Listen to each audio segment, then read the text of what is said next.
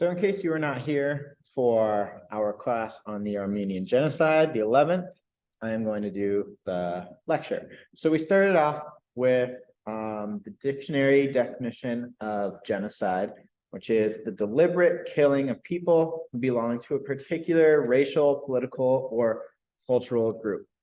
So here we are looking at historical Armenia and Turkey. In this area at the time, it was still the Ottoman Empire. So a little background information. Historically, the Ottoman Empire was very tolerant of other religions, but viewed them as minorities and granted them fewer political and legal rights. So like Christians in the Ottoman Empire, they were still tolerant of them, but they didn't have as many rights as the Islamic citizens. All right, in the late 19th century, many Armenians didn't like that treatment, so they began to fight back against that unequal treatment. So the Sultan, the leader of the Ottoman Empire, ordered the protests to be stopped, and in the process of that, an estimated 20,000 to 100,000 Armenians are going to be killed. So that's just a little bit of background information before the actual genocide is going to start. There is still this history of violence against the Armenians. But then as we go into the 1900s, a group called the Young Turks are going to kind of take control of the Ottoman Empire. Again, the Ottoman Empire is kind of ruled by an ethnic group known as the Turks. So they are going to establish a constitutional government in 1908, and they wanted to Turkify the country. So kind of bring them all to being around Turkish culture. Once World War I began, that group began to fear that the Armenians, because they were Christian, would want to fight against the Ottoman Empire. Again, the Ottoman Empire is going to be in the Central Powers. And so they feared that when the Ottomans would be fighting against some of the allied powers within their own country, the Armenians would be fighting against them. So they wanted to prevent those attacks. They didn't want to be kind of like fighting a war on two fronts. They wanted to just be attacking the allies. So the Turkish government is going to push to remove Armenians from any war zones. They didn't want to give them the opportunity to attack the Ottoman army, right? And that's really when this genocide is going to begin. So Turkish killing squads would be sent to Armenian villages and massacre the entire population. So they're supposed to be moving them out, but they're already seen as this enemy. So sometimes when they're moving them out, they would just literally massacre an entire village of the Armenians. They would also, when they're moving them out, they would deport the Armenians and force them to walk through desert. They wouldn't allow them to stop or really rest. And so a lot of killing during this genocide is going to be from that exhaustion and the forced hikes through the desert.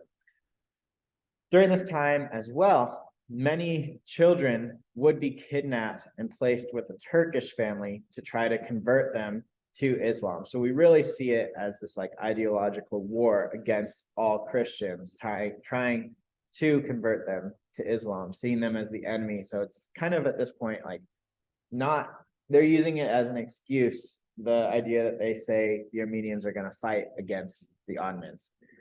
And also, as we're going to get to in World War II, many of the tactics used here, the moving of people, how they're moving them, how they're killing them, the justification they're using for killing these Armenians, these are all tactics we're going to see repeated during the Holocaust. So it's kind of like the Holocaust before the Holocaust.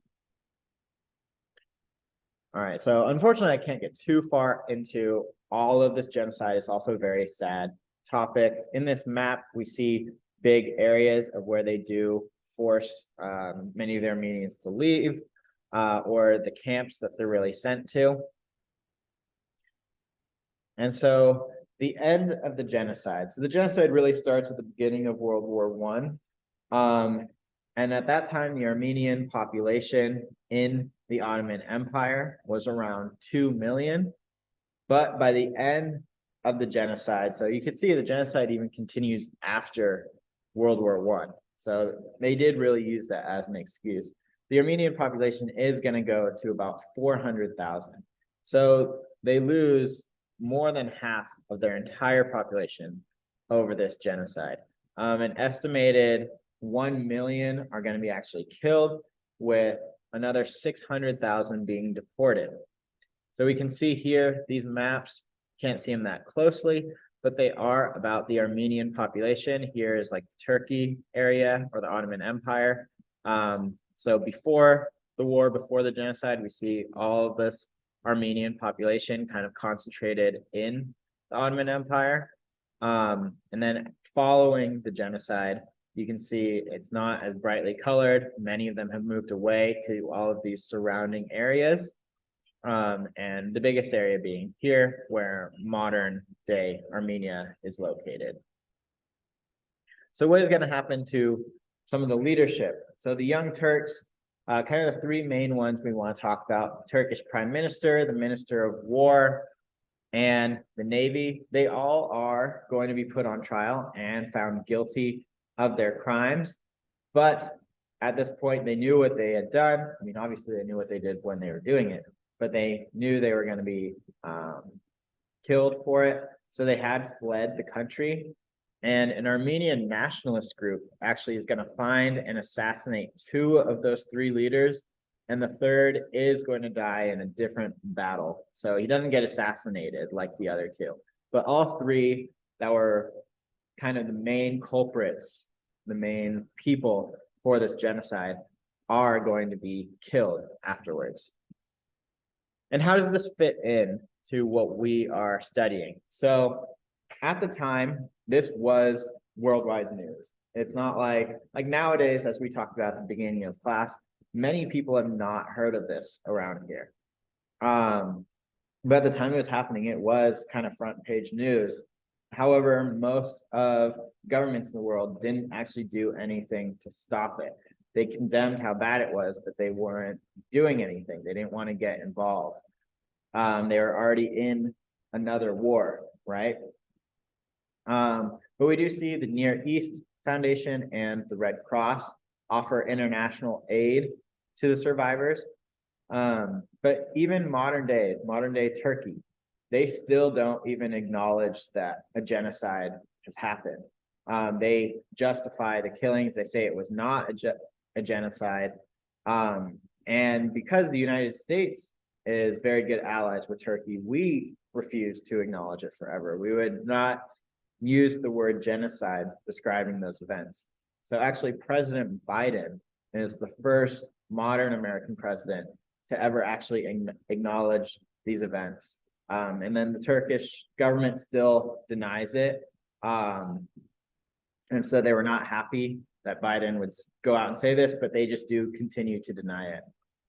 And the last thing I do want to leave you with is that before Hitler's invasion of Poland in 1939, he is quoted saying, "Who, after all, speaks today of the annihilation of the Armenians?" So he's basically saying, we can murder all these people. We can do a genocide against these Jews because we see the world is not going to step in. They're not going to stop us.